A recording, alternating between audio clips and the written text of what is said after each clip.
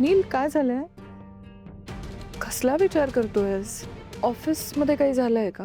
नाही म्हणजे सावली जेव्हा घरी आली तेव्हा शांत शांत होती, तरा निघून गेली, कोणाशी बोलली नाही, जेवतानाही गप्प होती. म्हणून मला वाटलं ऑफिसमध्ये काही झालं असेल. कशाला नको त्या गोष्टींमध्ये लक्ष घालतेस तू? तुला घरातलं काम दिलंय ना, कर ना. आणि तसंही तुझा आणि कंपनीचा काही संबंध आहे का? ऑफकोर्स आहे. संबंध कसा नाहीये, म्हणजे आता मी काम करत नाहीये ती गोष्ट वेगळी, पण माझ्या खूप ओळखी आहेत कंपनीत. एक फोन केला की मला लगेच कळेल काय झालं ऑफिसमध्ये. ते आधी होतं, आता नाहीये. आणि तसं काही करायलाही जाऊ नकोस. नाही करत, पण ॲटलिस्ट तू सांगू शकतोस ना काय झालंय. सांगतो.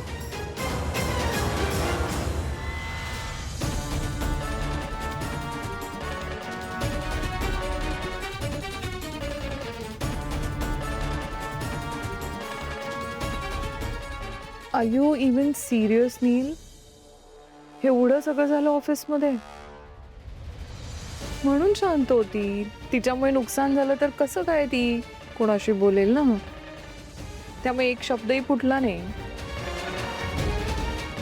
बाय द वे, उद्या मॉम येतीलच, तेव्हा मॉमना सांगा हे सगळं, आणि काही सोल्युशन मिळत असेल तर बघा. म्हणजे mom can handle it very वेल.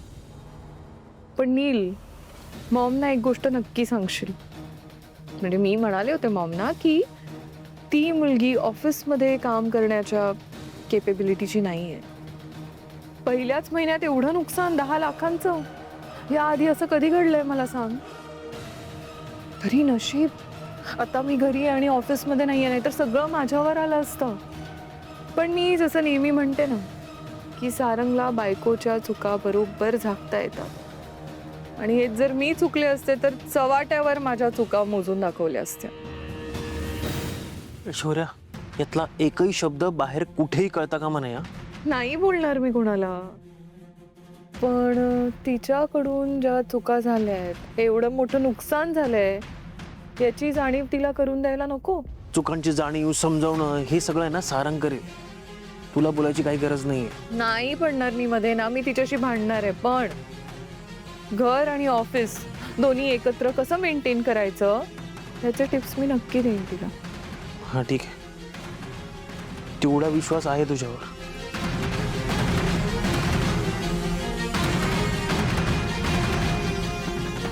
एवढं 10 लाखांचं नुकसान होईल हे माहिती असून पण सावली असं वागूच शकत नाही. याचा अर्थ ती जयंतीसोबत जिथे कुठे गेली होती ते काम सावलीसाठी खूप महत्त्वाचं असणार, आणि ते तिने सगळ्यांपासून लपवलेलं असणार.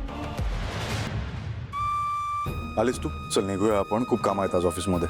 सॉरी, मी नाही येऊ शकणार ऑफिसला. का बरं? तब्येत ठीक नाहीये? नाही, मी ठीक आहे, पण मी विचार केलाय राजीनामा द्यायचा. राजीनामा? बापरे. नाही म्हणजे मला माहिती आहे तू आता मोठ्या कंपनीमध्ये काम करतेस, मोठ्या पोस्टला आहेस, पण एवढा मोठा शब्द राजीनामा का? तुम्हाला मस्करी का वाटते? मी खरं बोलतेय. बोल.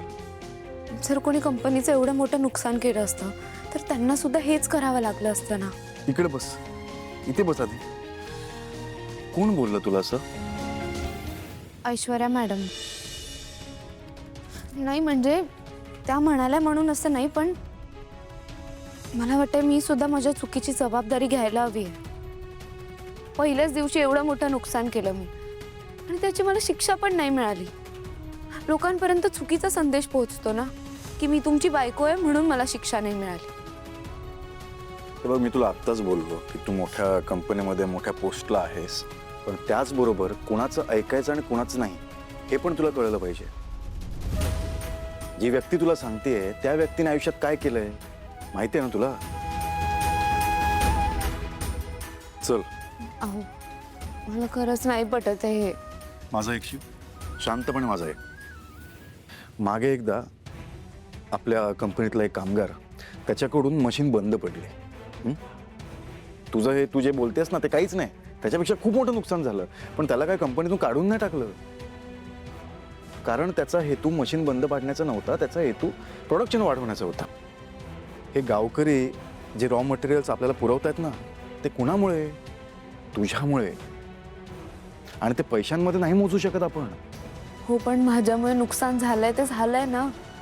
तू कशाला विचार करतेस नुकसानाचं? मी आहे ना, मी बसलो नाही ते. मी बघतो ना नुकसान भरपाई कशी करायची ती. तू नको त्याचा विचार करू. चल जाऊ आपण.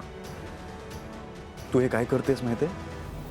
तू जबाबदारीपासून तुझी स्वतःची सुटका करून घेतेस. अशी लगेच हार नाही मानायची सावली. तू लढता लढता हरलीस ना, मी काही नाही बोलणार तुला. पण जर तू स्वतःहून हार मानलीस ना तर खरंच वाईट वाटेल मला. जास्त विचार नको करू. चल आता, चल आता. हे बघ, मी 10 मिनिटं खाली तुझी वाट बघेन. तू जर आलीस तर ठीक आहे, नाहीतर मी निघेन. निर्णय तुझ्यावर आहे. मी तुला फोर्स नाही करणार.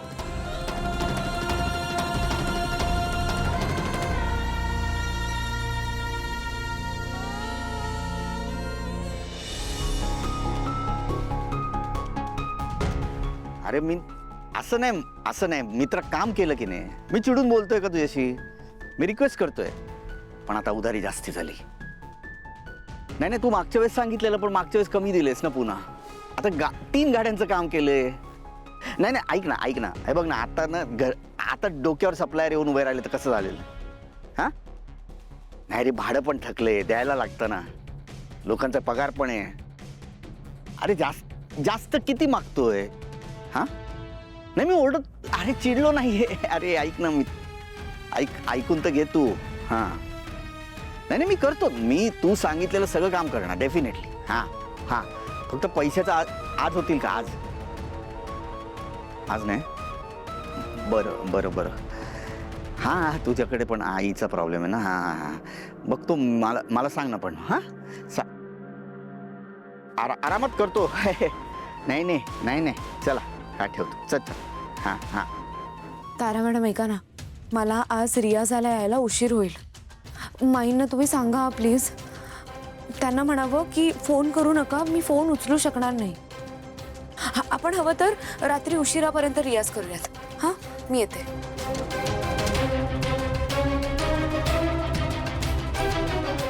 तारा, सावली वहिनी आता कुठल्या तरी रियाजाबद्दल बोलत होते. मला एक कळत नाही आहे की जर सावली वहिनी फक्त तुझ्या प्रोग्राम्सना तुला असिस्ट करते तर मग रियाजाचा आणि सावली वहिनीचा काय संबंध? तिच्याशिवाय माझं गाणं नाही होऊ शकत. का? असं मला नाही, माझ्या मम्माला वाटतं. पण असं का वाटतं तुझ्या मम्माला? ॲक्च्युली माझी मम्मा अशा बऱ्याच अंधश्रद्धांवर बिलीव्ह करते. त्यातलीच ही एक आहे. म्हणजे काय झालं की एका शोला ना, एका कार्यक्रमात ती नसताना प्रॉब्लेम झाला होता जरा.